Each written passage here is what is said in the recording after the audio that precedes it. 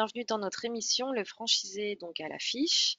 Dans un premier temps, on va échanger assez largement donc sur ton parcours et sur les agences essentielles et domiciles que tu as créées.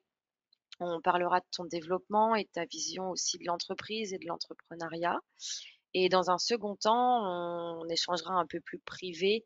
On parlera des différentes astuces que tu peux avoir au quotidien et qui peuvent permettre en fait aux franchisés du réseau de connaître quelques tips et qui font que les agences que tu as aujourd'hui, elles font partie des plus performantes du réseau.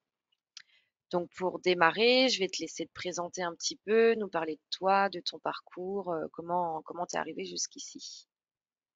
Bonjour Agathe, bonjour à tous. Alors du coup, moi c'est Magali Gledel. J'ai un parcours un petit peu atypique. J'ai une formation, j'ai un DUT en industrie agroalimentaire et donc j'ai jamais exercé en fait dans l'agro. J'ai plutôt exercé dans la grande distribution, donc en tant que responsable de rayon pour commencer, dans les produits frais et puis responsable de magasin. Ensuite, j'ai décidé de me lancer dans l'entrepreneuriat en 2005. J'ai créé mon magasin, un dépôt-vente de vêtements enfants, de matériel de puériculture, que j'ai développé pendant 11 ans et que j'ai vendu par la suite, puisque j'en avais fait le tour. Et puis bah, après, voilà, c'était le quiz de ce qu'on fait après 11 ans d'indépendance. Euh, et puis j'ai été accompagnée par une coach sur du bilan de compétences pour voir un petit peu sur quel secteur je pouvais m'orienter. Je pensais que j'allais retourner dans le salariat et finalement, bah, ça ne l'a pas fait. Donc, on est reparti sur la création d'entreprise. Ben, merci pour toutes ces précisions. C'est vrai que bah, la plupart de nos franchisés, ils arrivent de différents horizons et ils décident de se reconvertir dans le service à la personne. D'ailleurs, pourquoi avoir choisi ce domaine? Alors tout d'abord, je ne connaissais pas particulièrement le service à la personne. Ça a été le fruit de rencontres. Tout d'abord, bah, par le biais de mon bilan de compétences, j'étais accompagnée par une coach.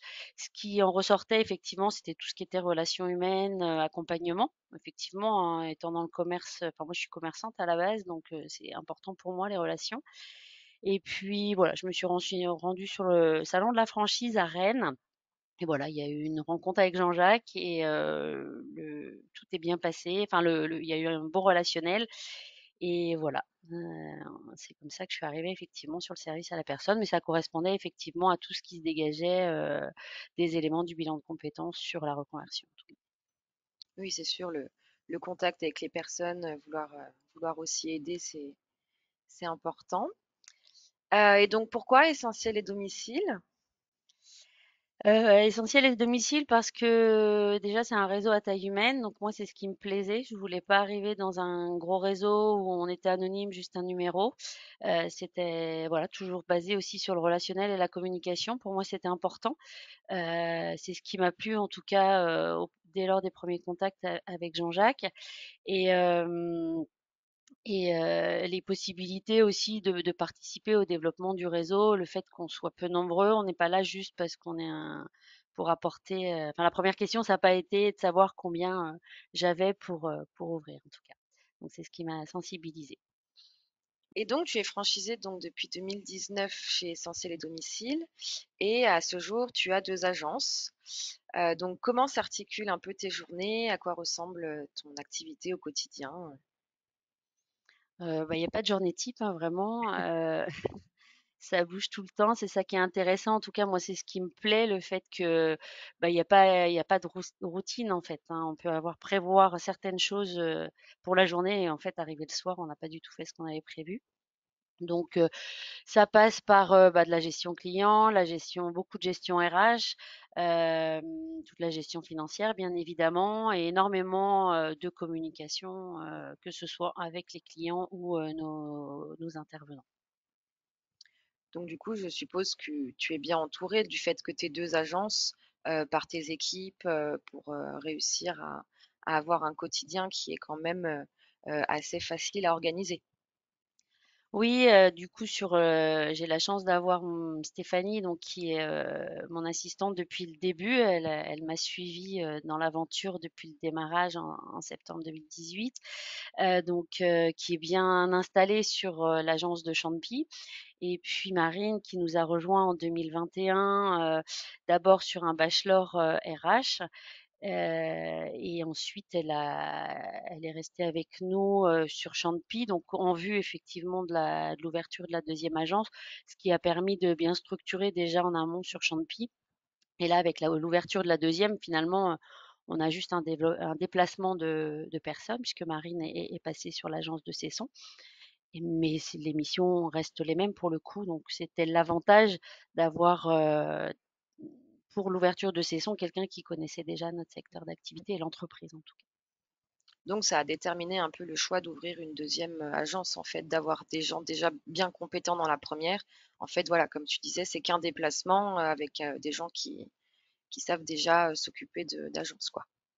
Oui, parce que pour elle, le changement n'a pas été, enfin voilà, c'est juste un changement d'environnement, mais le job, elle le connaît, les missions restent les mêmes pour elle, sauf que bah là, c'est sur un développement de nouveaux usagers du coup, mais c'est ça en plus, c'est un secteur qu'on travaillait déjà depuis Champy, mais qu'on développait pas suffisamment. Donc là, ça permet aussi d'être en proximité pour nos usagers et puis de pouvoir reconstituer une équipe sur ces 100 en proximité aussi pour nos intervenants. La deuxième agence, donc du coup, elle est ouverte depuis septembre 2023, si je ne me trompe pas. Est-ce que tu en tires déjà des avantages, des bénéfices? Alors bah c'est encore tout récent, hein, ça fait 3 mois effectivement. On est plutôt content du démarrage et de l'organisation. C'était plus cette inquiétude-là qu'on avait en termes de communication. Il y a une bonne interaction entre les deux agences, donc ça c'était important. C'était plus ce côté-là qui me questionnait.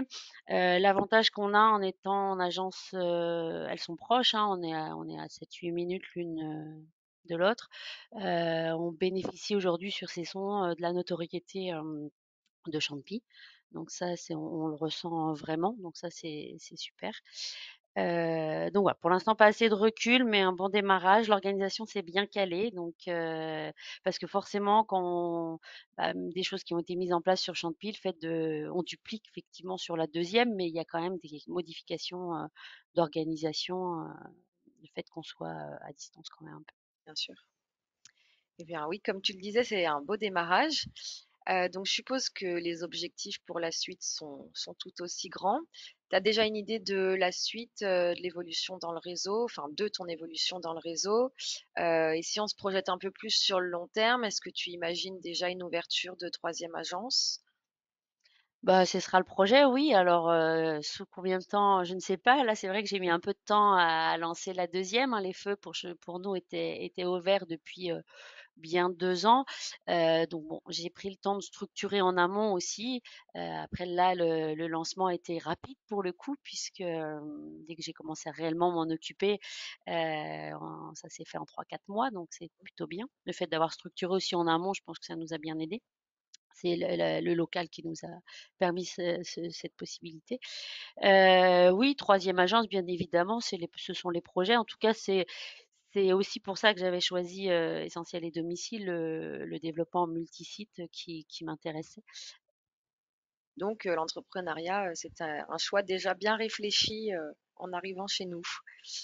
Tout à fait. Euh, voilà. Est-ce qu'il y a des points qui te semblent importants à souligner en tant qu'entrepreneuse en pleine évolution?